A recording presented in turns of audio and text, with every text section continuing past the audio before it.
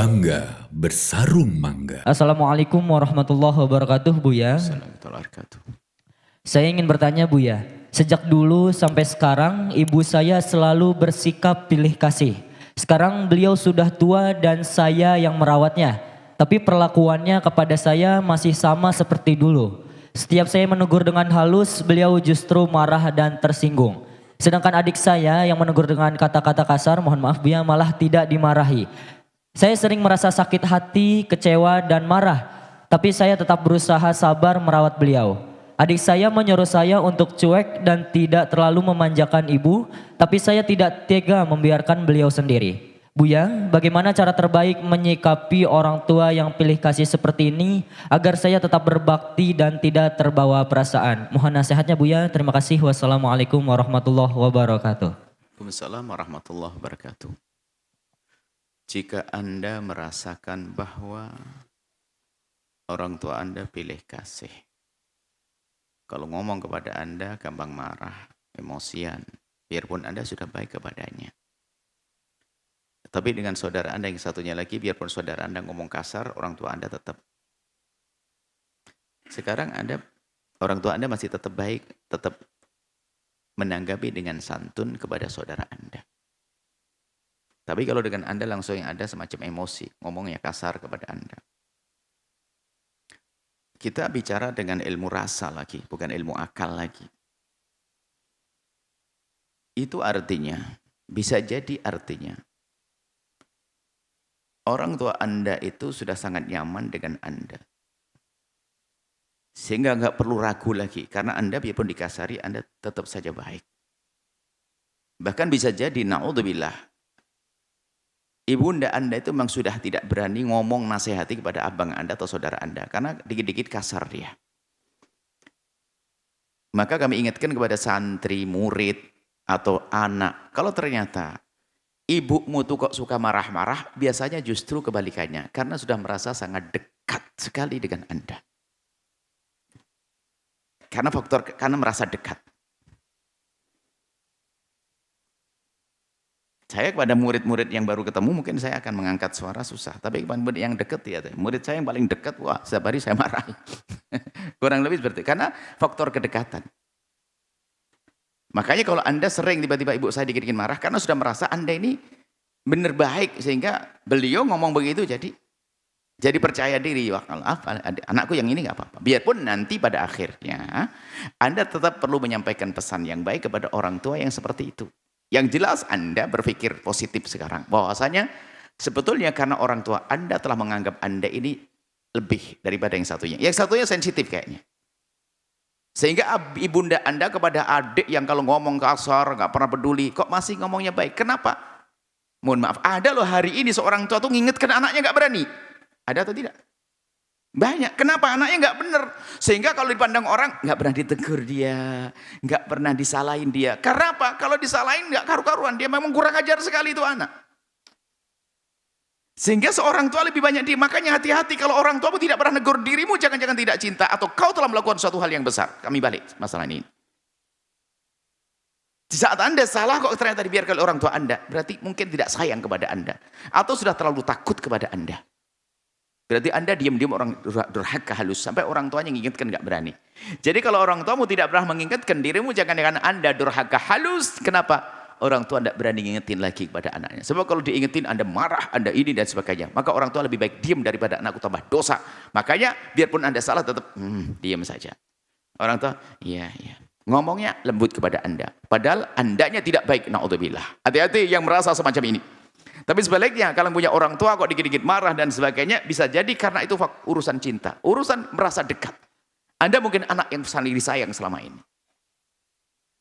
Sehingga bebas minta tolong pada Anda. Ini, kamu ini. Dimarahi pun Anda ternyata pasti senyum. Sehingga bagi ibunda Anda, ayahanda Anda, nyaman dengan Anda. Itu kita main rasa di sini. Kalau hanya main akal-akalan, aku digituin kok, balas enggak. Kemudian lain, itu adalah ibundamu. Kalau ternyata Anda jadi tumpuan, mungkin Anda berkata gini, semua kebutuhan saya lagi. Tidak pernah dia minta ke abang saya. Loh, beruntung Anda bisa memberi. Bukankah itu jadi amal baik buat Anda? Na'udzubillah kalau ternyata ibu tidak ada mata, kau jangan kasih pada saya, jangan lihat muka saya. Saya tidak perlu dengan uangmu wahai nak. Na'udzubillah. Marah betul tuh seorang ibu. Jika ternyata ibundamu masih menginginkan dekat dengan Anda, biarpun kadang-kadang marah-marah dan sebagainya, ketahuilah bahwa itu bisa jadi adalah tanda bahwasanya beliau merasa sangat dekat dengan Anda. Anda kalau sudah dekat sama seseorang biasanya kan lebih biasa, ya kan? Negur gak pakai gimana caranya Allah, gimana mengingetin. Tapi kalau teman dia bisa, jangan gitu udah, nggak boleh loh, kan langsung gitu pada teman dekat. Oh iya ya kak, karena teman dekat. Kalau nggak dekat, gimana ya? Jangan-jangan dia marah. Jangan dia ini kemarinnya saya ingetin aja cemberutnya. Nah, kan begitu. Baik, kemudian jika ternyata ini yang kedua pahitnya. Ada kebencian di hati seorang ibu dan ayah kepada Anda. Maka tidak boleh Anda balas dengan kebencian. Sehingga kalau ada orang berbakti kepada orang tua yang tidak baik kepadanya, ini berlipat-lipat pahala bagi dia.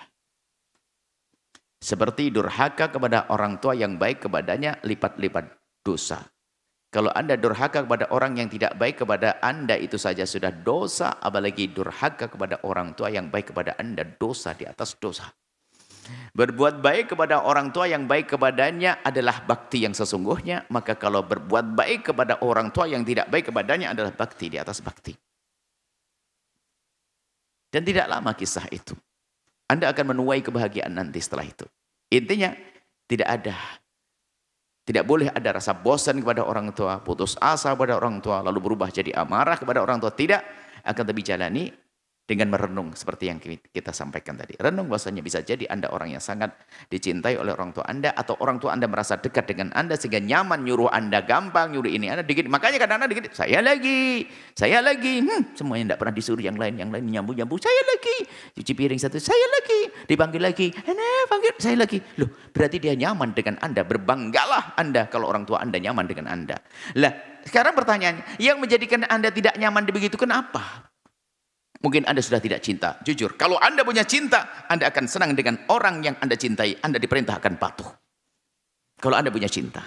Bahkan menjalankan perintah orang yang dicintai adalah kenikmatan.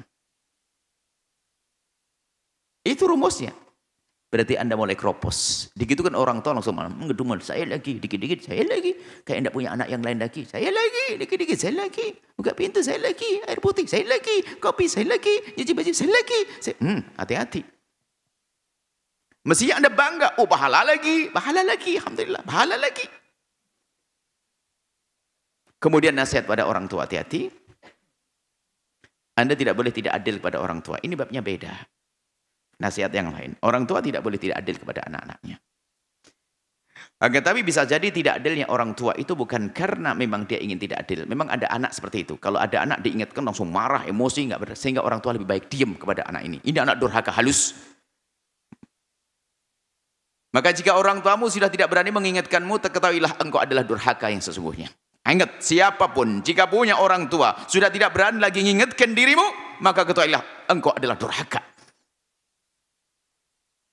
Berarti akhlakmu tidak baik di saat diingatkan. Hati-hati. Karena mungkin di saat Anda diingatkan muka masam atau membantah dan sebagainya, maka Anda durhaka. Sehingga kalau memang Anda orang baik-baik, orang tuamu akan senang karena mengingatkan anak adalah satu hiburan juga. Karena ini adalah menunjukkan tanda kasih sayang, jangan gitu ya, nggak boleh. Ini. Tapi di saat orang tuamu ingat, tidak lagi mengingatkan dirimu, hati-hati. Bisa jadi engkau adalah orang yang sangat durhaka. Fahami mana ini? Kalau sudah orang tuamu sudah nggak enak, takut sampai ada orang ngadep pada kami, saya tidak berani ingatkan anak saya, Bu ya. Takut semakin jauh. Ini dan sebagainya. Loh, kenapa kok sampai seperti itu? Karena busuk hatinya, kotor hatinya. Diingatkan orang tua malah marah. Bukankah peringatan adalah tanda kasih? Coba saja Anda berjalan, rumahmu baru dibangun. Kemudian ada satu lubang. Ibumu melihat kamu baru pulang kuliah atau pulang. Lalu ada lubang sumur begitu. Kemudian kamu lepas dibiarkan sama ibumu. Cebur, belum masuk, syukurin. Enak, nggak enak kan? Tapi ibu teriak, sumur, ayo. Teriak, lah senang dong. Kurang lebih seperti itu loh, mengingatkan itu sama. Cuman karena kebodohan kita kadang-kadang diingatkan orang tua menjadi Seolah penekanan, seolah pemaksaan, seolah-olah diktator dan sebagainya. Ya, kedunguan. Diktator itu naik gunung sana tuh. Bangun ini, naik. Ini itu diktator, enggak benar. Untuk kebaikan enggak ada diktator. Demi kebaikan ya kebaikan. Tapi ingat, orang tua jangan sampai tidak adil memperlakukan anak. Karena ketidakadilan Anda jika menjadi sebab kebencian di antara anak dan itu sebuah dosa sebelum anak itu durhaka. Dosa orang tua. Tapi seorang anak tidak boleh mengatakan orang tuanya tidak adil. Tolong. Jangan sekali-kali engkau berkata bahwa ayahmu tidak adil.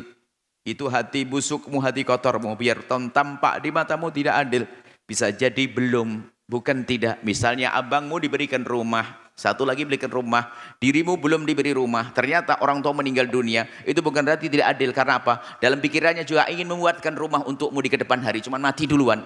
Kan bisa jadi begitu. Cuman dasar anak busuk. Gak adil ayahku. Adil. Kok berani ngomong begitu? Kita perlu akhlak dari dua sisi. Akhlak anak, akhlak orang tua. Ingat. Jangan merubah mukamu di saat diingatkan oleh orang tuamu. Jangan sampai orang tuamu setelah itu tidak berani mengingatkan dirimu. Apalagi tidak berani menyuruh minta tolong kepadamu.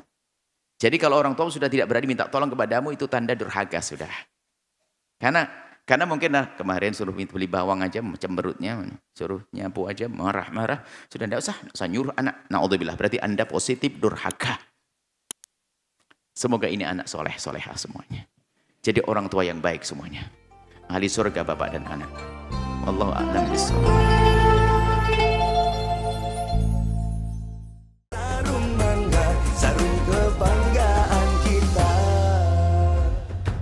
Bangga bersarung mangga. Sahabat Al-Bahjah TV, setelah menyaksikan video ini, jangan lupa bersolawat kepada baginda Nabi Muhammad. Shollu ala Nabi Muhammad. Allahumma sholli alaihi wa ala alihi wa sahbihi.